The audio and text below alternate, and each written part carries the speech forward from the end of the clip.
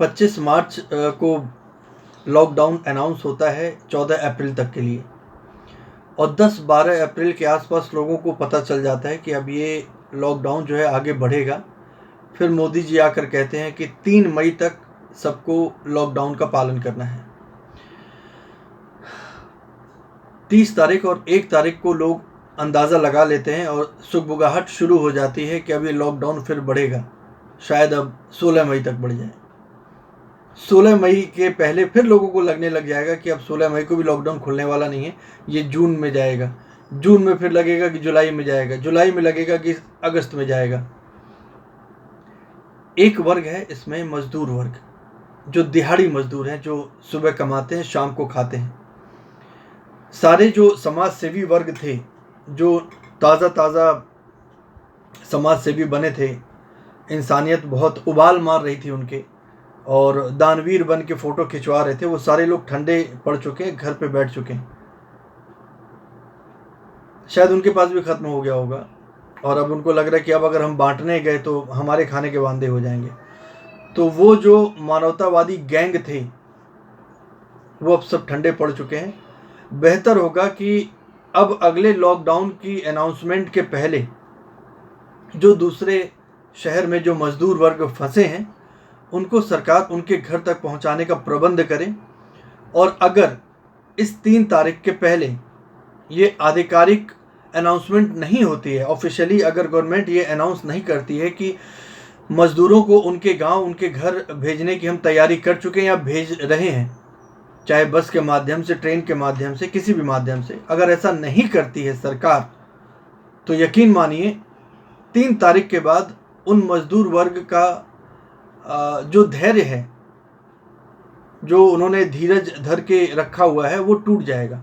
उनके सब्र का बांध टूट जाएगा और वो गृह युद्ध वाली स्थिति आ जाएगी कि अब पुलिस जो है लाठियां चार्ज कर रही है मजदूरों के ऊपर, और बेचारे वो सोच रहे हैं कि जब अनिश्चितकालीन लॉकडाउन की तरफ हम बढ़ ही रहे हैं तो क्या पता हम इस अनजान शहर में जिंदा रहें या न रहें।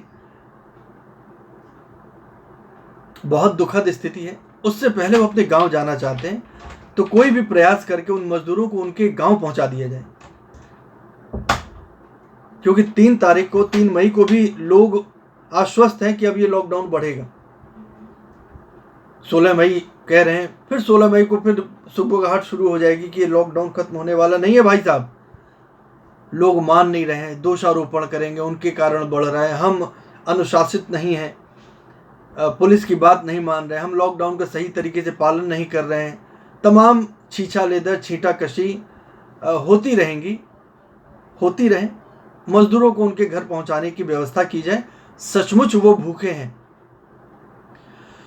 और जितने आइसोलेशन सेंटर सरकार ने बनाए हैं, जैसे अभी प्रयागराज के कुछ वीडियोस आए, आगरा के वीडियोस आए, क्वारंटाइन सेंटर में जिस तरीके से संक्रमित व्यक्तियों को रखा गया, और वो खाने के लिए, एक केले के लिए 1000 हाथों को बढ़ते हुए देख रहा हूं मैं वीडियो में, कि एक केला लेकर के एक बंदा खड़ा है और वो लोहे की सलाखों के पीछे, गेट के पीछे 50 हाथ उस एक केले के लिए। तो अगर भाई साहब आपसे नहीं हो पा रहा है कुछ, तो फिर भगवान भरोसे छोड़ दीजिए, और अगर आप सरकार हैं, जिम्मेदारी लेने में सक्षम हैं, तो आप जिम्मेदारी लीजिए, जिम्मेदारी लीजिए। और जिनको आइसोलेशन सेंटर में रखा जा रहा है, जिनको क्वारंटाइन किया जा रहा है, उनकी समुचित व्यवस्था कीजिए। और अगर नहीं कर पा रहे तो सब कुछ छोड़ दीजिए राम भरोसे, और सरेंडर कर दीजिए कि भाई हम सक्षम नहीं हैं, हम सुरक्षा नहीं दे सकते, हम क्वारंटाइन में समुचित भोजन सुबह शाम दोनों टाइम नहीं दे सकते। ऐसा कुछ कीजिए। देखिए, ममता बनर्जी ने कह दिया ना कि अगर आप संक्रमित हैं तो घर में रहिए, हमारे पास इतनी व्यवस्था नहीं है। आप भी सरेंडर कर दीजिए ना। आप ट्रेन रोक के रखे हैं, आप बस रोक के रखे हैं, आप लोगों को घर से बाहर जाने नहीं दे रहे हैं। सिर्फ वो एक अनाउंसमेंट जा रहा है कि आप घर में रहें, एक दूसरे की मदद करते रहें। अब जो दूसरे की मदद तो तब करें जब वो एक खुद सक्षम हो। वो बेचारा खुद देख रहा है कि भाई हमने तो फोटो भी खिंचवा लिया और 2-4 बार खाने के पैकेट भी बांट दिए, अब अगर ऐसे ही बांटते रहे तो हमारे खुद के वांदे पड़ जाएंगे। लेकिन ध्यान रखिए, भूख सुबह शाम रात 2-3 टाइम तो लगी जाती है। और देश को उन समाज सेवियों के भरोसे मत छोड़िए। आप सरकार हैं, आप सत्ता में हैं, जिम्मेदारी लीजिए। नहीं तो ये आइसोलेशन सेंटर और उसके बाद क्वारंटाइन सेंटर का नाटक बंद कीजिए।